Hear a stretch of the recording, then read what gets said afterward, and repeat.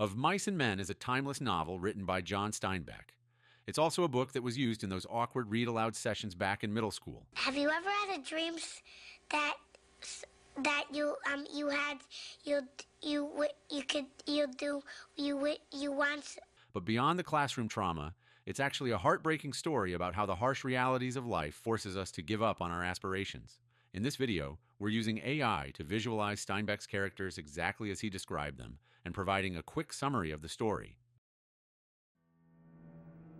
Of Mice and Men has two main characters, George Milton and Lenny Smalls. They are best friends who have traveled with each other for a long time.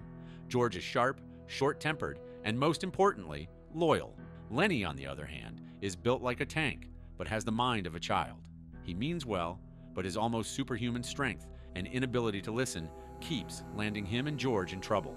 Despite all the chaos Lenny causes, and the constant scoldings from George, he never leaves Lenny's side. At the beginning of the story, George and Lenny are headed to a new job at a ranch, starting a new life. Why are they starting over? We'll get to that in a bit. Once they arrive at the ranch, we are introduced to a bunch of new characters. First off, there are the other ranch hands, which are Candy, Slim, and Carlson. The only thing you need to know about Carlson is that he has a gun. Candy, however, is important. He's an older ranch hand with a blind, arthritic dog that's barely hanging on, but he keeps it around out of loyalty. Then there's Slim, the guy everyone respects. He's basically the leader of the ranch hands. Next is the owners of the ranch. First, we have Curly, the son of the boss. Curly is a short, hot-headed menace that is constantly causing problems. He has the worst case of little man syndrome and picks fights with the biggest guys around. And then there's Curly's wife. Yep, that's literally her name. She's very beautiful and flirty with the ranch hands. Curly suspects as much, which is why he's always paranoid that she's sneaking around behind his back. Last but not least, we've got Crooks. He's the stable hand in charge of the horses and the only black worker on the ranch. Because of that, he's forced to live alone in a segregated bunkhouse. When George and Lenny arrive at the ranch, Candy is an instant friend to them. He greets George and Lenny and warns them to stay away from Curly and his wife. Soon after, Curly shows up and has immediate beef with the biggest person in the room, Lenny. George sees the writing on the wall and tells Lenny to meet at the nearby hillside riverbank if anything goes wrong. A little later, Curly's wife strolls into the bunkhouse, claiming to look for her husband. The guys are visibly uncomfortable, but then Slim shows up and casually lets her know that Curly is actually at their house. She leaves, and Slim lets everyone know that his dog just had puppies, and Lenny is very excited to touch one. After dinner, George reveals to Slim why they are starting a new life. Before they came to the ranch, Lenny saw a little girl wearing a red dress, and since he loves soft things, he reached out to touch it. She freaked out and Lenny panicked, but instead of letting go, he just held on tighter. When he finally let go, she accused him of assault, and suddenly they had to leave to escape a lynch mob. George emphasizes, however, that Lenny never means to hurt anyone.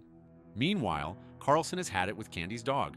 He wants to put it out of its misery and tells Candy that he can do it for him. Candy resists at first, but after some pressure, he reluctantly agrees. Carlson shoots the dog outside, and Candy just lies in bed, full of regret. Later that evening, Candy overhears George and Lenny talk about their dream of owning a ranch and offers to contribute his savings to help buy the land.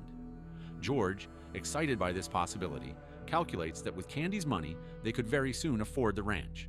The rest of the ranch hands barge in, laughing at Curly for backing down from a fight with Slim. Humiliated, Curly picks a fight with Lenny. Lenny doesn't fight back until George tells him to, at which point Lenny grabs Curly's hand and crushes it with ease. Slim convinces Curly to allow George and Lenny to keep their jobs despite this incident. Days later, Lenny is in the barn, completely panicked after accidentally killing a puppy.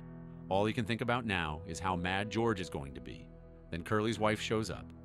Lenny tells her it was an accident and that he just likes touching soft things. But instead of leaving, she leans in and lets him touch her hair. When he strokes it too hard, she panics, causing Lenny to hold on tighter. In his confusion and fear, he accidentally breaks her neck. Horrified, Lenny runs away. Curly finds the body, and he immediately knows Lenny did it. He vows to hunt Lenny down and make him suffer. George, realizing that Lenny will face a cruel and violent death, decides to act first. While the others search for Lenny, George finds him at the riverbank.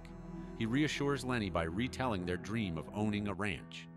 As Lenny smiles, imagining the rabbits he'll tend, George shoots him in the back of the head. When the others arrive, George claims Lenny stole Carlson's gun and that he shot him in self-defense. Only Slim understands the truth and offers George comfort by telling him he did the right thing. Did you enjoy the story?